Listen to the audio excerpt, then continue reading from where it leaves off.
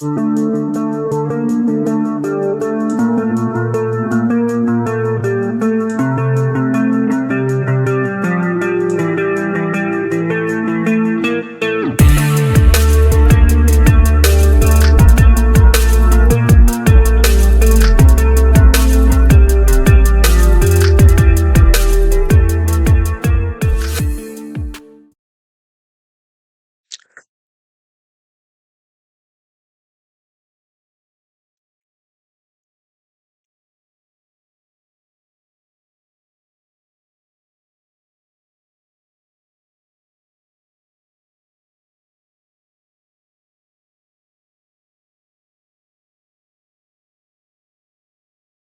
Acolyte. Just finished watching episode 6. I believe it was Teacher and Corruption. Teaching Corrupt, something like that.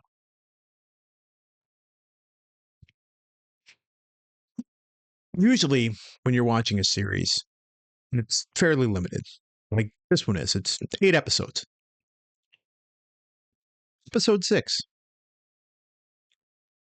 You would think that you would have some idea, the viewer would have some idea where the story is going or what the story is about. Tonight's episode, when I was turning it on, turned on the app, opened it up, and I saw the runtime for this episode at 39 minutes and change. I was like, wow, it's going to be a long episode. So after I get through its 5-minute recap of what happened previously in the series, and it's then the 2-minute introduction for tonight's episode, it finally gets into the meat of the episode tonight.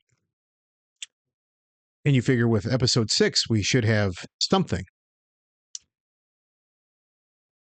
new, something insightful, a clue to what the end could possibly be. The way I see this episode is it was dead air. Well, what's dead air? Well, a lot of you out there know that I host karaoke on the weekends. And dead air is simply what we started off this segment with. You have an idea of what's going on. You see that I'm in front of you. But there is that period of time where there is a long pause or silence between what I'm saying. That is dead air. And what most people prefer is the continuation of the story or dialogue. Now, in this case, this entire episode was dead air. It is the biggest enemy to a karaoke host, a DJ, or a radio personality. So what tonight's episode did was absolutely nothing. I didn't think it was possible, but the acting got worse. I was just dumbfounded watching this episode where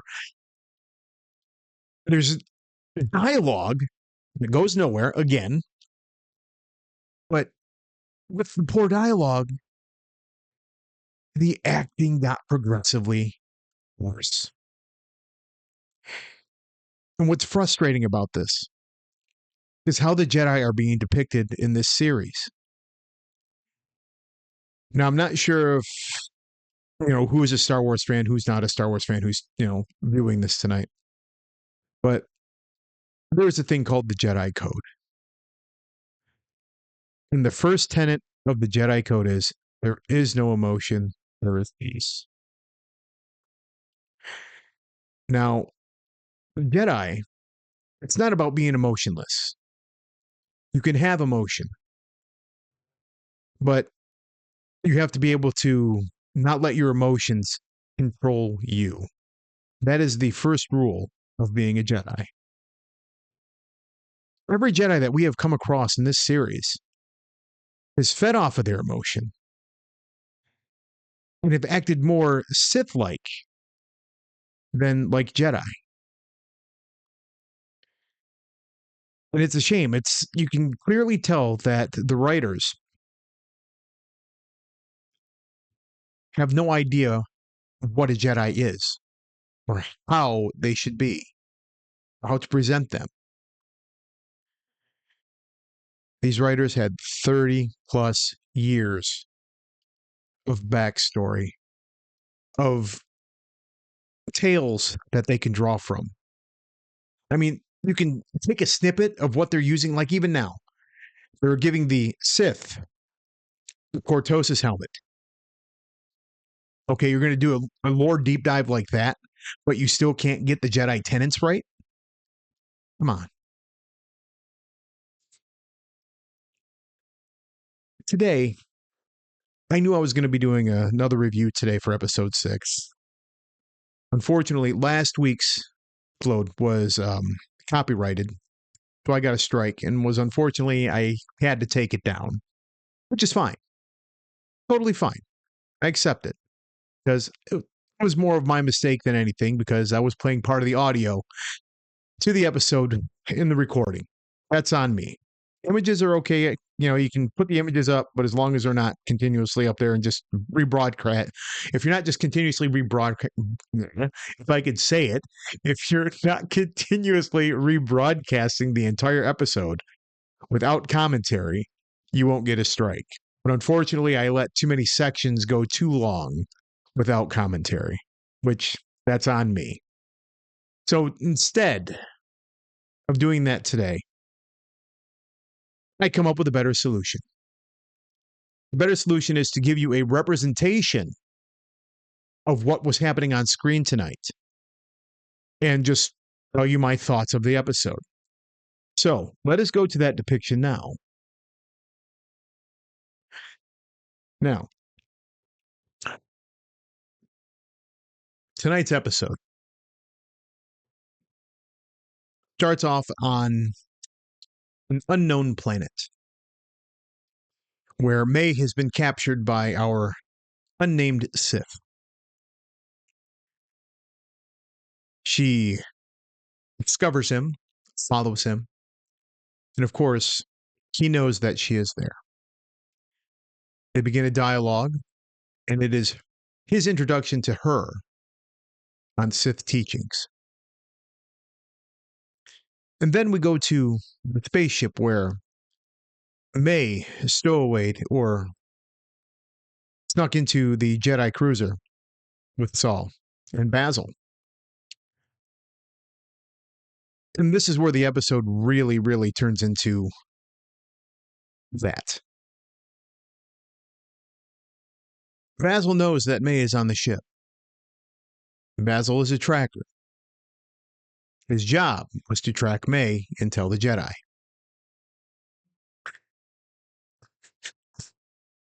Instead of going to Saul and telling Saul that May is aboard the ship right away, Basil begins to tinker around and hide in the ship so he is not discovered. And it's sneaking around. For what? There is no reason.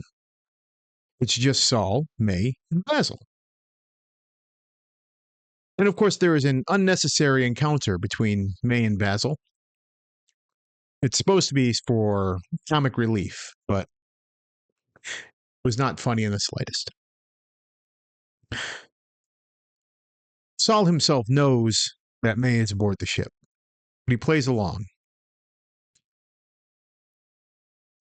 He begins to talk about how he's going to tell Osha what really happened 16 years ago. And of course, then he eventually stuns May and puts her in stun cuffs and restrains her on a medical table. The rest of the episode is him talking about how he's going to tell her and what he should have done 16 years ago, and that she will listen. Yet again, the story goes nowhere. Back to the unknown planet with Osha and the Sith. It is basically the Sith telling Osha that to embrace her feelings, her emotions. That's the episode. That was it. Oh, I do apologize. The other Jedi Master that was back on Coruscant, who sent him to the forested planet,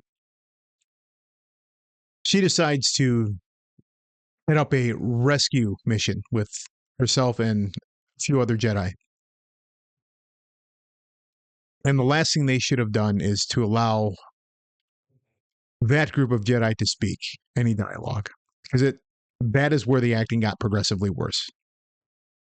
And it is strongly implied by one of the Jedi that who is rather feminine, I must say, that it's too dangerous to go back to this planet. And we finally get to see the lightsaber whip. Yep. That was it.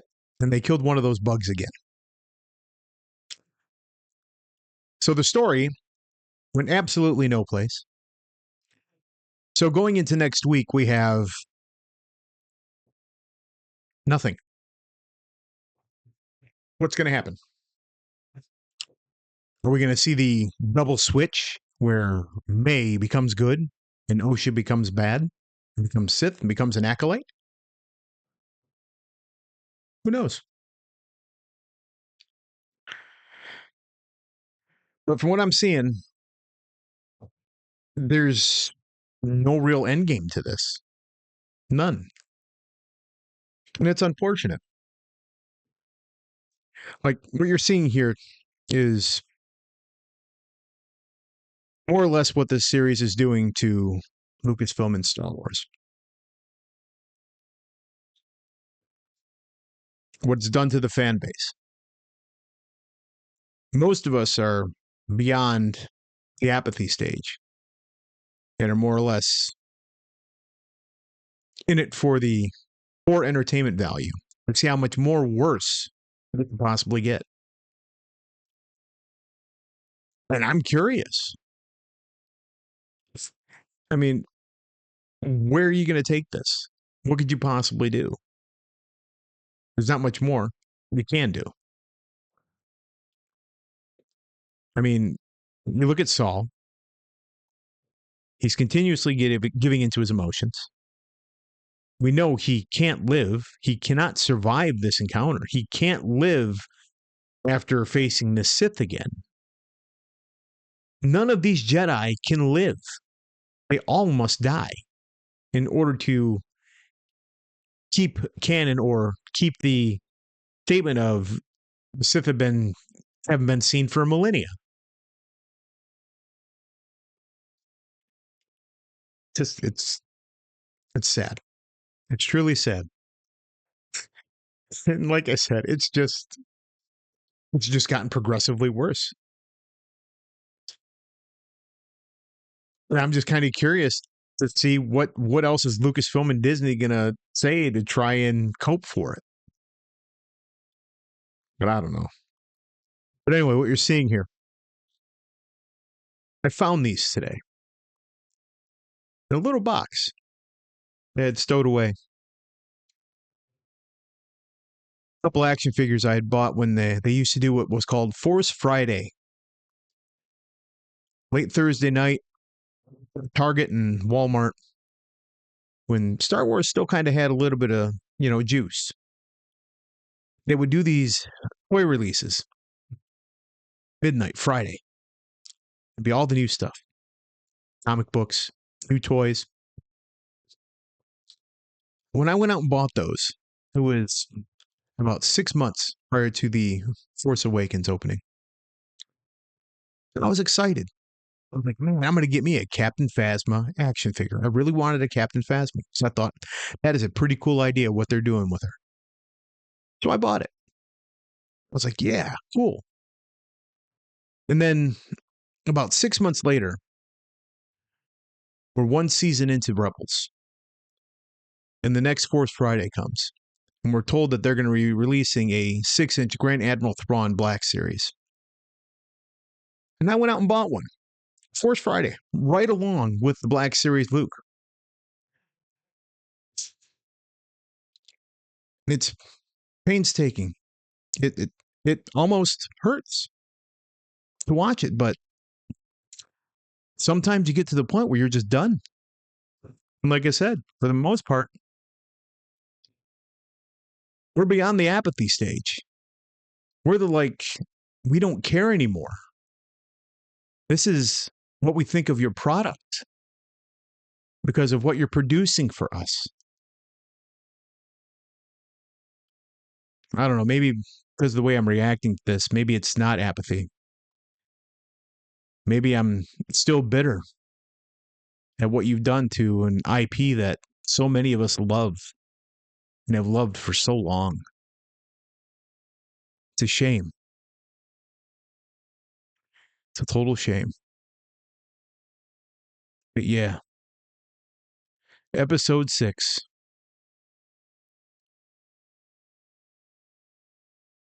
25 minutes of just that.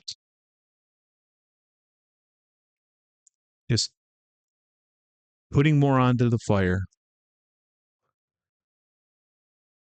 Seeing more and more of your fans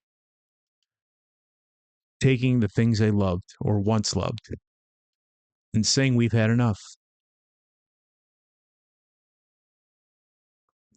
Yep. But hey, it's just a kid's movie. What am I upset about? Who needs that? So, good old Star Wars. Kind of curious, where are you going to take this next week? Are we going to get the double turn? Is Soul going to give into his dark inner feelings and channel the dark side to take on the Sith and maybe become one? Will May and Osha make up and become family again? Who knows? But I don't think it matters. The ratings have dropped significantly week to week, and that's where we are. So, where do we end up? But I think I have something that actually tells us where we're at. One more little thing. This is what it feels like being a Star Wars fan under Disney.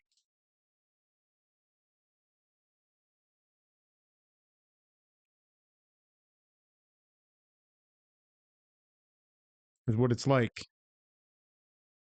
being a Star Wars fan. That's what it was like.